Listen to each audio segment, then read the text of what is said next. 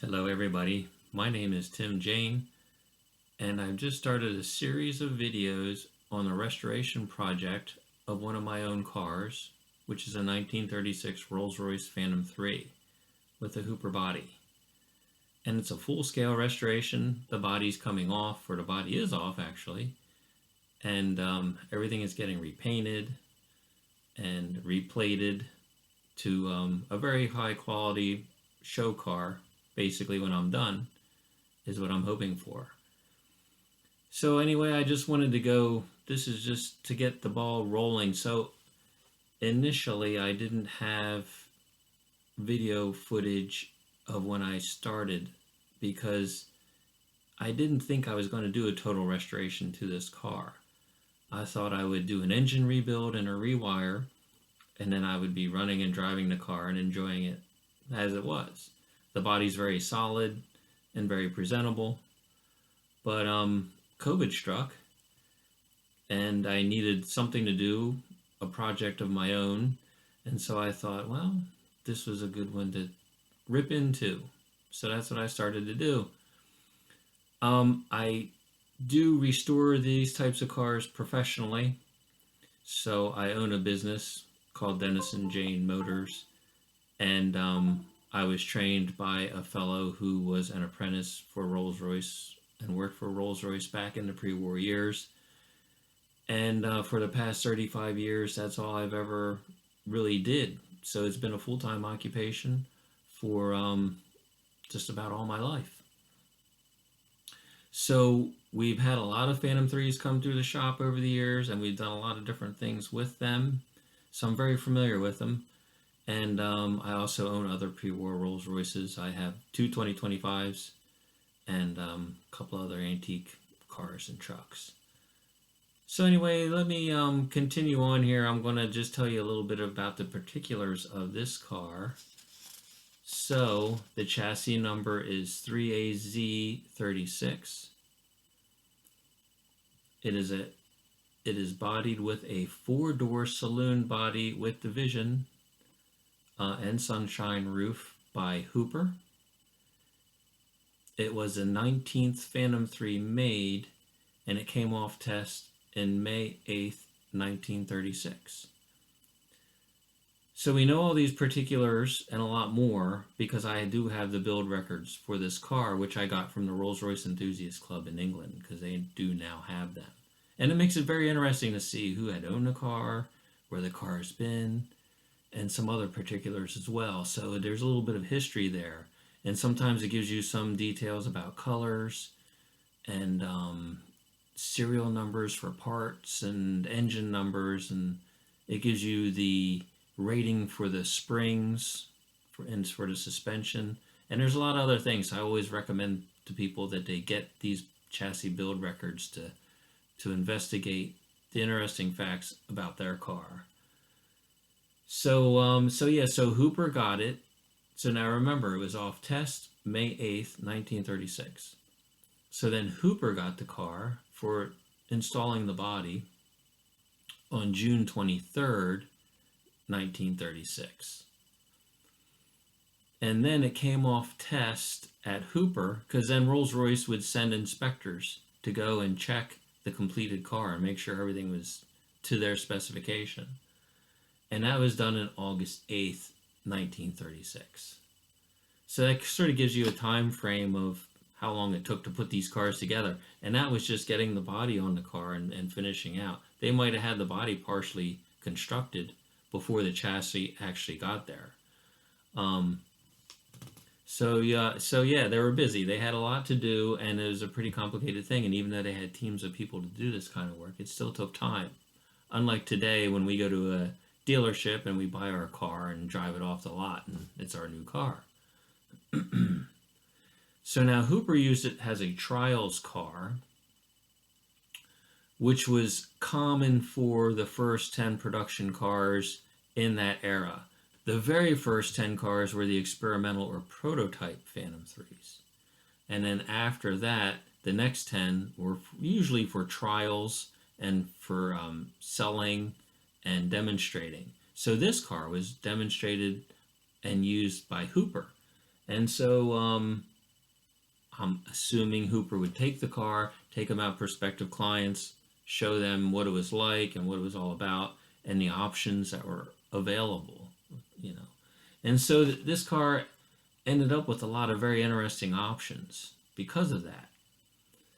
So it has an electrically operated division, which is quite unusual. Usually all the other cars were either crank or had sliding glass, but this one had an electric motor that made the division go up and down. It had an electrically operated rear blind, so the very back window that would be behind the rear passenger had a little blind that go up and down. They would just push a button and up it would go, and then push it again and then down it would go. And then they had these rather unusual vanities. And there were little compartments that were up in the side panels on the interior. And you push a little button and the little door would open up because there's an electric solenoid that would allow it to open. And then inside there you could have things, maybe a woman's makeup kit would be in there, maybe a man's smoking kit. They might even had shot glasses or something like that, combs, mirrors. It wasn't a very big compartment, but they'd probably fit a lot of things in there. So it also had a radio. And so now remember, this is 1936. Cars were just starting to get radios. Not too many of them had radios. And it had a heater. So now in England, heaters weren't all that big a deal at that time. People just used blankets and wore heavy coats. And it also had a lot of interesting roof lights that would work when the door was open and shut, which was another unusual thing for the pre-war years. So I had these unusual features, and there were a lot of other things interesting about the car as well. So now it was finished in 2 tones of gray with red leather, and so it had red leather in the front and in the back. There was no cloth. It had a side-mounted spare wheel that is contained in a canister. And you can see the 2 canisters there in the picture. There's one on either side. And the one on the other side had a compartment inside there, maybe for tools or something, whatever you wanted to put in there. It wouldn't be anything that would be necessarily fragile or delicate because it's a pretty sturdy kind of steel compartment tray that was in there. So now, because it was used as a trials car, it appears in a lot of photographs, which makes it very interesting as well. It also came in a lot of different magazines, and some of the really very well-read magazines too, some very popular ones. And it appeared also in the Bulletin, which was a publication that Rolls-Royce put out, and it just shows their cars in different settings and doing different things, and had little stories with them. It's really quite interesting, and I think they would put out a Bulletin issue every, I think it was like every 2 months or so during the course of the year. So now, after it was 1 year old, it went to its first owner. So its first year, it was used again just for trials purposes by Hooper mostly, and Rolls-Royce would probably send people over, and they would probably use it as well. So so the first owner was a lady by the name of Mrs. Prince, and she was in London. And at that point in time, the car was painted all black, which was really kind of a shame because the 2 tones of gray were quite stunning, and the red striping and the red interior, really quite a flashy car. And maybe that's what the problem was. It was a little too flashy, and the lady said, we want it to be toned down a little bit more, so let's just go all black. Or maybe they were having a hard time selling it the way it was, and they painted it all black, and then this lady said, oh, that's just what I wanted, a black Rolls-Royce. And so she just happened to buy it. And she owned it for quite a while, and during all these owners, because there was a few other owners there, it stayed in London for quite a while. So the next one was a fellow by the name of Mr. Hogan, and he owned it in about 1950. And then after that was another fellow by the name of Mr. Stist, Stisted, in 1951. So now in 1957, a fellow by the name of Mr. Roper owned it. And then after that, in 1959, Mr. Windsor owned it. And again, all of this happened in London. It stayed in London during this time. So now at some point in time, I think in the late 50s or in the 60s, it went back to Hooper. And the owner then, I can look that up and see who it was, but the owner then said that they wanted the car to be parrot and dog proof, which is kind of a hard thing to understand. I guess whoever it was driving around and they wanted to bring their pets with them. So they didn't want the pets chewing on the interior work and all. So they put these coverings in different areas and they were snapped on. And I suppose those coverings were to protect the carpeting and the interior work from the parrot and the dog. And I'm assuming there was only one parrot and only one dog. Who knows? But I guess somebody was having a good time. So yeah, they made it parrot and dog proof. And they did some other things, and a lot of these things were very unfortunate, and I certainly do not agree with. They took the electric motor out for the division, and then they made it a hand crank. They took the radio out, and then they plugged up the place where the radio controller was with just a piece of wood or something. They did manage to leave the heater in place. I guess they figured that was a pretty good thing to have. A lot of the neat switches and things, and for the vanities and all, were kind of relocated in different places, and also they made the rear blind so that it no longer worked. They just roped it down in place and left it at that. So it was very unfortunate that they did these things, but that's just how it was. It was a car. It was to be used. Maybe that owner said, I don't want all this stuff. It just gets in the way, and the dog and the parrot's going to be chewing on it. So, yeah, so unfortunately, well, I don't know how a dog and parrot's going to be chewing on an electric motor for a division, but, who knows. So, yeah, so they did away with all that, but, again, this was Hooper, so this was the original coach builder, so now they're getting the car back 30-some years later, 20-some years later, and redoing it all again. And they kept it with the red leather, and they kept it with the black exterior, because I think they did a little bit of paint work to it as well. So yeah, so that's sort of what was happening with it at that point in time.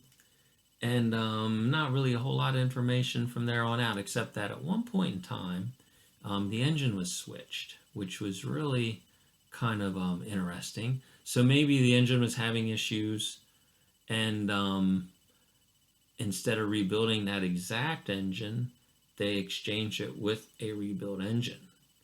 So then they put that engine in. So the engine that's in it now, I think, is engine number D54W.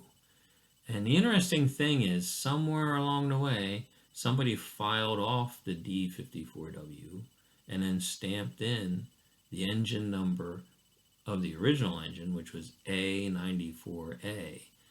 And which is kind of questionable. Maybe when they did the engine switch, and this is all done by representatives of Rolls-Royce, who knows? Maybe that's when that happened. I'm not quite 100% sure, but unfortunately that happened. Now the interesting thing is, my engine, A94A, I think it is, went into a car, a really nice, very attractive H.J. Mulliner Phantom 3. And that car went to Japan and some other parts of the country and here and all around the world. And then it ended up in California. And it was owned by a friend of mine, and his name was Mark Tuttle. So now his car had my engine, which is, kind of interesting, or the engine from 3 AZ36. And ran very well and all, and he was very happy with it. And then the fellow who purchased 3AZ36, he's the first guy to take it out of London, and he takes it to his home in California.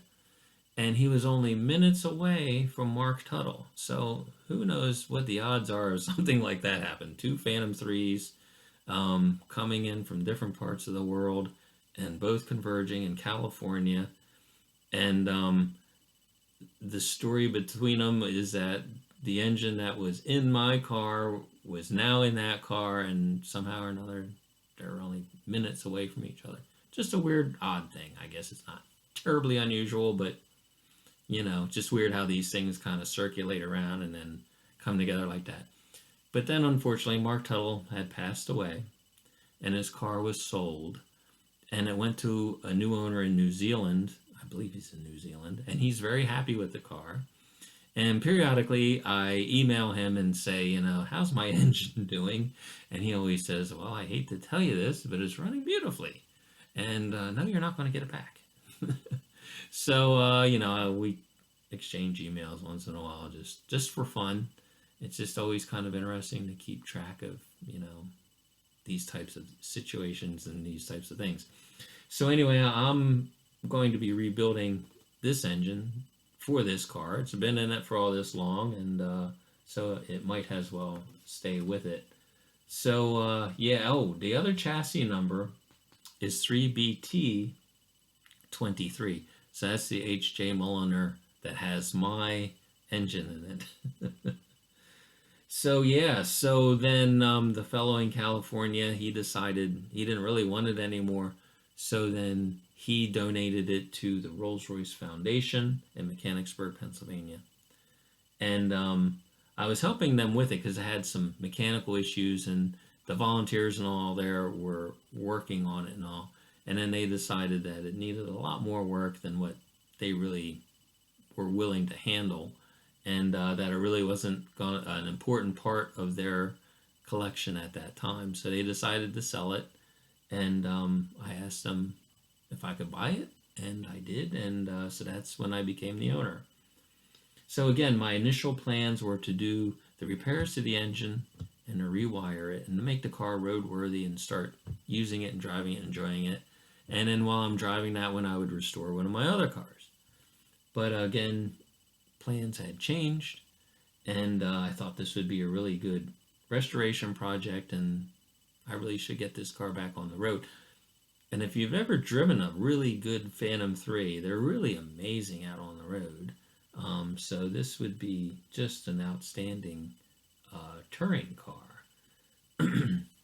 So again, I took the engine out, and I was getting ready to do that part of the work, and started taking the wiring out, and then I noticed that there's an awful lot of rust on the chassis, and I thought, that's pretty heavy rust too. It'd be good to clean that off and paint it, and doing all that with the body on, and it just didn't seem like really the right way to do it. But then the thing that really changed my mind was I asked my daughter if she'd help me, and I asked her if she could please hold a door open because I was doing some work inside and it was swinging back and hitting me. And when I did, she put her mask on, and I asked her, "Why did you do that?" And she says, "Well, it's stinky in there, and it just smells like old car. It wasn't terribly stinky." But then that got me thinking that, well, she's not really going to want to ride around in a stinky car.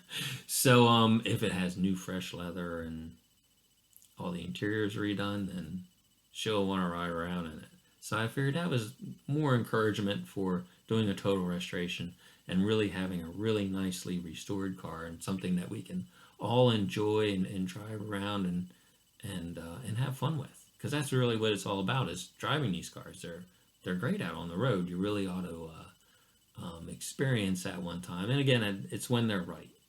And a lot of these cars have been neglected, and people just sort of pass along the car with the problems. They don't normally solve them. They just say, "Oh, here you go, new owner, please give me my check," and you'll find out what's wrong with it after you own it for a while. So I had the engine out, and it seemed like now's the time to take off the fenders and get those out of the way and all. And so I took the front fenders off, and of course the radiator and all that had to come off, in the hood and all that. So then, so yes, I was working along with it, and so then, of course, I had decided that we're going to take the body off. And again, unfortunately, I didn't take a whole lot of pictures of taking the body off. Um, or I took a lot of pictures, but I didn't take any video, which would have been really kind of interesting to do because, I'm doing a lot of this work in my home instead of at my shop because I don't want to take up workspace. I got to keep working on clients' cars.